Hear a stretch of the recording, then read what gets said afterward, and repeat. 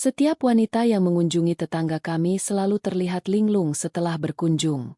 Kami punya beberapa pertanyaan, jadi kami pergi untuk memperkenalkan diri, dan begitu dia membuka pintu, kami tahu dia tidak terkejut melihat kami. Musik. Sebelum kita mulai, jika Anda sering mengunjungi situs ini dan menikmati cerita-cerita ini, luangkan waktu sejenak untuk menyukai dan berlangganan.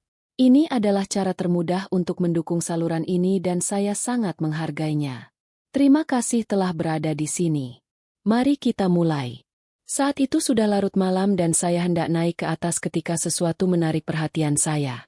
Melalui jendela depan, tepat di seberang jalan, lampu kamar tidurnya menyala dan dia tidak sendirian. Saya berhenti di tengah langkah. Satu tangan masih di pegangan tangga. Seorang wanita berdiri di dekat jendela. Sudah setengah telanjang. Gaunnya melorot dari bahunya seolah sudah terjadi ratusan kali sebelumnya. Dia bersandar padanya, tangan di dadanya. Sementara dia hanya berdiri di sana dengan tenang dan diam seolah dia punya banyak waktu di dunia. "CLA." Panggilku dengan suara rendah tapi mendesak. "Kau harus melihat ini." Dia masuk dengan selimut melilit tubuhnya. Rambutnya berantakan karena sofa. "Apa?" Tunjukku tanpa menoleh. Dia melakukannya lagi. Desahnya. "Ava, ayolah." "Tidak, serius. Lihat." Dia melangkah di sampingku dengan ragu-ragu. Tetapi ketika dia melirik keluar jendela, matanya membelalak melalui kaca. Kami bisa melihat semuanya. Punggungnya kini menempel di dinding. Tangannya menopang di samping kepalanya. Dia mencondongkan tubuh. Berbisik sesuatu. Dia tertawa, lalu terdiam saat dia perlahan mengangkat pahanya, menuntunnya lebih dekat. Claire menutup mulutnya. "Kita seharusnya tidak menonton ini," kataku sambil menyeringai. Kami berdua tetap di sana tanpa bergerak, menempel erat ke jendela seperti remaja yang mengintip sesuatu yang seharusnya tidak kami lihat. Dia bergerak perlahan seolah-olah dia telah melakukan ini ribuan kali. Seolah-olah reaksinya tidak lagi mengejutkannya. Dia berpegangan padanya. Kepalanya terkulai ke belakang, kakinya gemetar.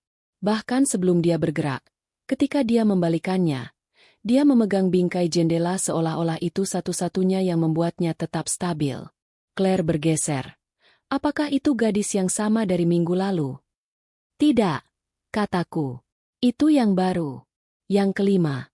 Mungkin yang ke-6 bulan ini." Claire menggelengkan kepalanya, tetapi matanya tidak lepas dari jendela. "Itu gila. Aku bilang padamu," bisikku. Mereka datang dengan percaya diri, tertawa, menggoda, dan pergi dengan penampilan seperti baru saja mengalami sesuatu yang tidak akan pernah mereka lupakan. Kami melihatnya menegang lagi, mulutnya terbuka lebar, rahangnya kendur, matanya berkedip-kedip. Dia hampir tidak bergerak.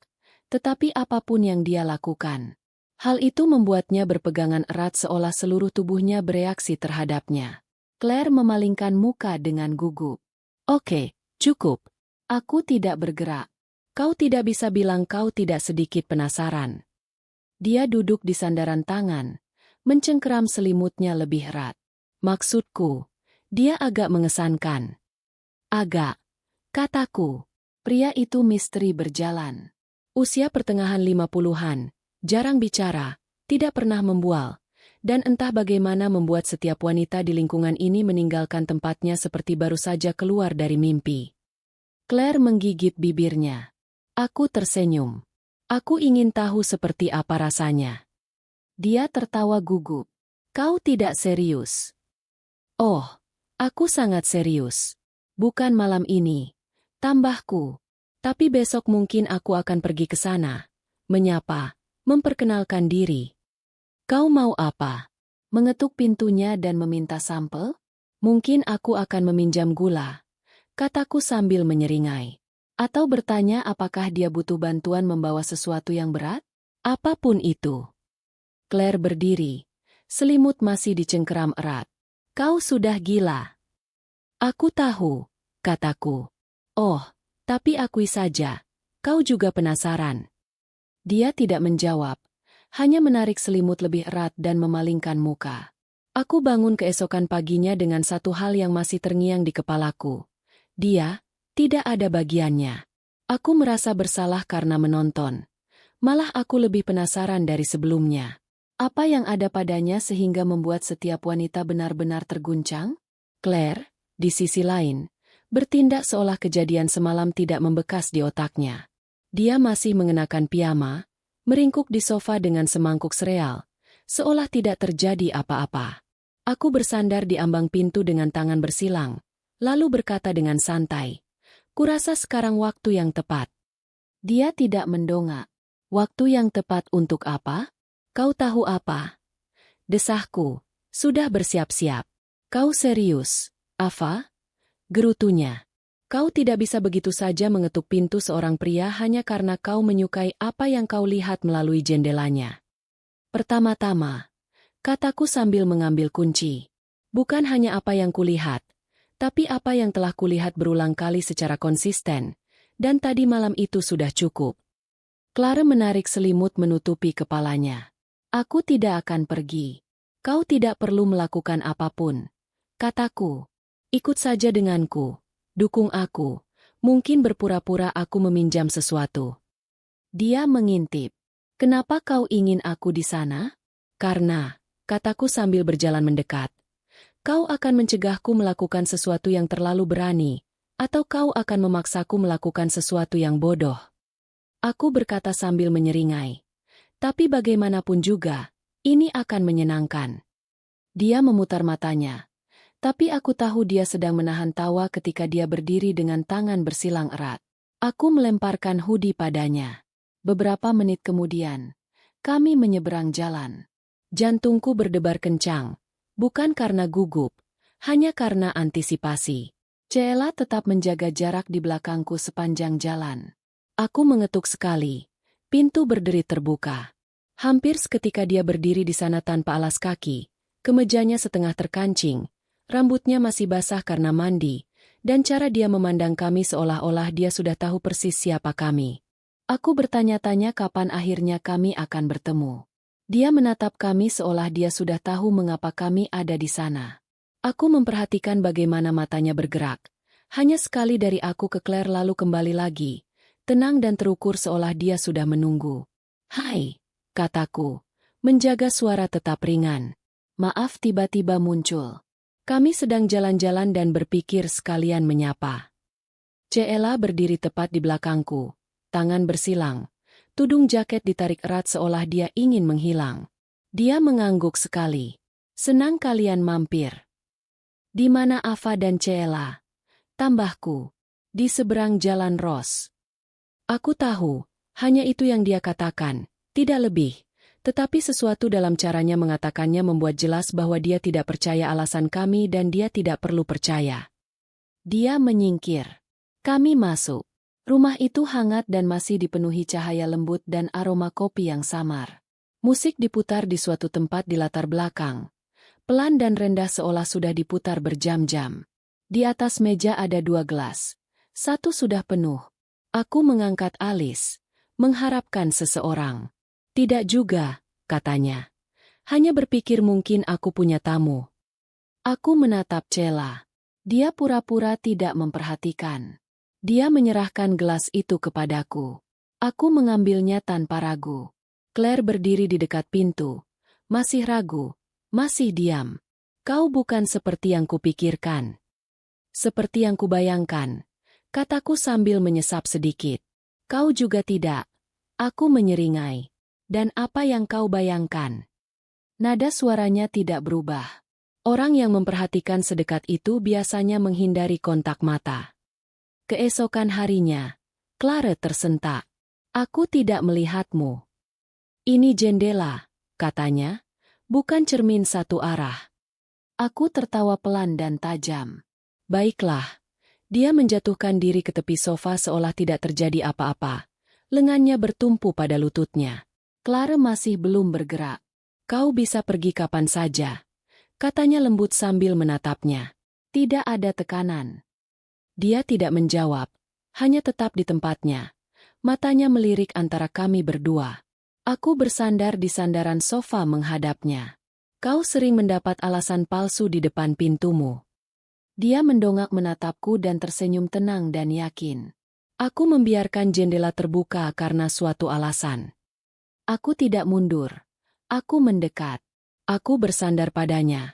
Satu kaki terentang di pangkuannya. Jari-jariku bertumpu ringan di bahunya. Dia tidak bergerak. Hanya membiarkan tangannya berada di pahaku seolah dia sudah menungguku. Suara Claire memecah keheningan. Kau benar-benar melakukan ini? Aku menatapnya. Masih berdiri di dekat pintu. Kau bertingkah seolah aku menyeretmu ke sini. Memang begitu. Pergi, kataku singkat. Atau tetap di sini dan akui kau tidak hanya di sini untukku. Dia menggelengkan kepalanya. Dia orang asing. Ava. Dia pria yang membuat setiap wanita di lingkungan ini meninggalkan rumahnya seolah-olah mereka lupa tahun berapa, termasuk yang kita tonton tadi malam. Dia sedikit mengangkat alisnya. Aku berusaha memastikan mereka tidak melupakanku. Claire tersentak mendengarnya, tetapi matanya tetap tertuju padanya. Aku berdiri perlahan, berjalan mendekat, dan meraih tangannya. Dia membeku. Aku merasakan denyut nadinya berdebar di bawah jariku. Ers, kau tidak perlu melakukan apapun, kataku pelan. Tapi jangan berbohong pada dirimu sendiri juga. Kemudian aku membimbingnya maju selangkah demi selangkah tepat di depannya. Dia menatapnya dengan tenang, mantap, tak terbaca, lalu mencondongkan tubuh dan menciumnya. Claire menarik napas gemetar ketika mulutnya menyentuh mulutnya. Tetapi setelah beberapa saat dia menarik diri, wajahnya memerah. Aku tidak ragu-ragu. Aku melangkah maju, melewatinya, dan menciumnya dengan penuh niat, tanpa tebakan, tanpa jeda. Aku memperjelas apa yang kuinginkan. Tangannya bergerak ke pinggulku, mantap dan sengaja.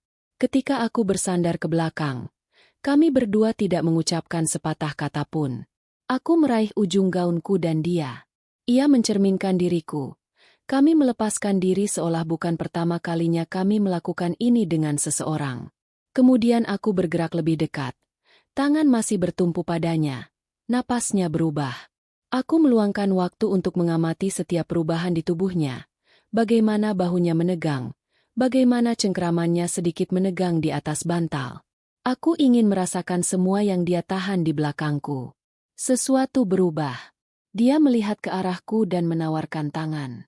Claire berdiri di sana, masih memegang gaunnya seperti perisai, ragu-ragu antara melangkah maju dan pergi. Dia tidak mengatakan sepatah kata pun, hanya mengangguk. Cella bergerak ke arah kami, perlahan, hati-hati, tetapi tidak melawan. Dia menciumnya lagi dengan lembut. Kali ini dia tidak menarik diri. Tangannya meluncur di belakang lehernya, menenangkannya. Sementara tangan lainnya membantu melepaskan gaun dari bahunya. Gaun itu jatuh tanpa suara dan napasnya mengikutinya. Aku terus melanjutkan, membiarkan ritme membimbingku.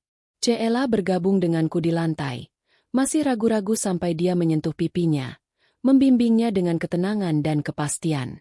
Tangan kami bersentuhan sebentar. Kami berdua fokus pada tujuan yang sama. Dia lebih lambat, lebih ragu-ragu, tetapi semakin berani dengan setiap gerakan. Ketika kepalanya sedikit mendongak ke belakang, aku tahu kami sedang membuat kemajuan. Kemudian dia berbicara, suaranya rendah dan mantap. Kami berdiri bersama, dia merosot lebih jauh ke sandaran sofa, berbaring telentang. Aku naik ke atas bantal, menungganginya perlahan, dan bergeser hingga berada tepat di tempat yang kuinginkan. Saat bibirnya menyentuh kulitku, cengkeramanku mengencang. Gerakannya disengaja, fokus, tenang, sangat terampil. Aku menengadahkan kepala, bernapas dalam-dalam. Clark kembali menurunkan tubuhnya, dan aku melirik ke bawah saat dia melanjutkan dari tempatku berhenti. Tangannya menemukan ritmenya. Semakin percaya diri saat aku membimbingnya dengan lembut. Kami bergerak bersama. Dengan tujuan yang sama, perhatiannya tak pernah goyah. Setiap gerakan membangun gerakan sebelumnya, mengirimkan gelombang melalui kakiku, mengencangkan segalanya dalam diriku, keseimbanganku goyah. Tetapi aku tidak ingin dia berhenti, tidak ketika dia sudah sedekat ini untuk membuatku tak berdaya. Kemudian Cella menarik napas tajam. Dia menyentuhnya, mendorongnya untuk berdiri. Dia berdiri dan membiarkan dia menuntunnya ke pangkuannya. Tangannya menstabilkan pinggangnya. Aku mundur selangkah, mengusap punggungnya saat dia duduk di atasnya. Dia menutup matanya dan membiarkan gravitasi melakukan sisanya. Dia bergeser perlahan, menyesuaikan diri dengan setiap gerakan. Tangannya menopangnya, satu di punggungnya, yang lain menopang pinggulnya. Napasnya menjadi tidak teratur. Fokusnya terkunci padanya. Dia mencondongkan tubuh, mencengkeram bahunya untuk keseimbangan saat gerakannya semakin kuat. Lalu tubuhnya menegang. Kepalanya jatuh ke arahnya. Punggungnya melengkung cukup untuk menunjukkan kepada kami semua yang perlu kami ketahui. Dia tidak berbicara. Dia tidak perlu. Dia memeluknya sesaat lebih lama. Lalu berdiri dengannya dalam pelukannya dan membawanya ke bantal, menurunkannya dengan hati-hati. Kemudian dia menoleh kepadaku. Aku sudah siap, membelakangi napasku yang sudah dangkal. Dia melangkah di belakangku dan memegangiku, membimbing kami ke dalam ritme yang mengambil alih tanpa keraguan di tangannya. Langkahnya mantap namun tegas. Cella berbaring di dekatnya, memperhatikan dengan mata setengah terpejam, masih mengatur napas. Aku tersenyum padanya. Lalu tekanan itu bergeser. Aku tersentak, meraih sofa untuk menjaga keseimbangan. Setiap detik menarikku lebih dalam ke dalamnya. Dia tahu kemana harus pergi, bagaimana membuatku tetap di tepi. Ketika dia memposisikan tubuhnya dengan tepat, punggungku melengkung dan semua yang ada di dalam diriku melonjak ke depan. Itu menghantam dengan cepat dan bersih, mengguncangku. Aku mencondongkan tubuh ke depan, mata terpejam, hampir tak terlihat oleh kecepatan yang dia pertahankan. Tetap tenang, dia tidak melambat. Malahan, dia baru saja memulai. Dia berbalik ke arah Cella dengan lembut, mengangkatnya sekali lagi dan membaringkannya. Dia hampir tidak punya waktu sedetik pun sebelum dia bergabung dengannya, bergerak dengan lebih tergesa-gesa. Aku berlutut di samping mereka, menyeka keringat dari dahinya, mencium ringan bahu dan dadanya. Tangan Claire mencari tanganku. Aku menggenggamnya erat. Dia bergerak bersamanya lagi, dan lebih cepat kali ini. Tubuhnya merespons dengan mudah, bangkit untuk bertemu dengannya. Dia mencengkeram bantal, napasnya berubah, reaksinya semakin kuat setiap saat, membangun tanpa berhenti. Aku memperhatikannya dengan saksama, takjub dia terus maju, fokus, garang, entah bagaimana tak kenal lelah. Staminanya tidak hanya mengesankan, tetapi juga luar biasa. Rasanya seperti dia bisa terus melakukannya selamanya dan sebagian dari diriku percaya dia mungkin akhirnya akan melakukannya. Dia menghembuskan napas pelan di lehernya saat mencapai batasnya. Cella terbaring diam. Dadanya naik turun. Aku meringkuk di samping mereka, menyisir helai rambut dari dahinya. Tubuhku sendiri masih bergetar. Kemudian aku mendekat dan berbisik sambil menyeringai. Masih berpikir itu ide yang buruk? Sebelum kau pergi, katakan padaku jika dua saudara perempuan muncul di depan pintumu seperti itu. Apa yang akan kau lakukan? Jujur saja. Tulis di kolom komentar. Aku ingin tahu. Dan selagi kau di sini, jangan lupa like, subscribe, dan aktifkan notifikasi agar kau tidak ketinggalan yang selanjutnya. Terima kasih telah menonton.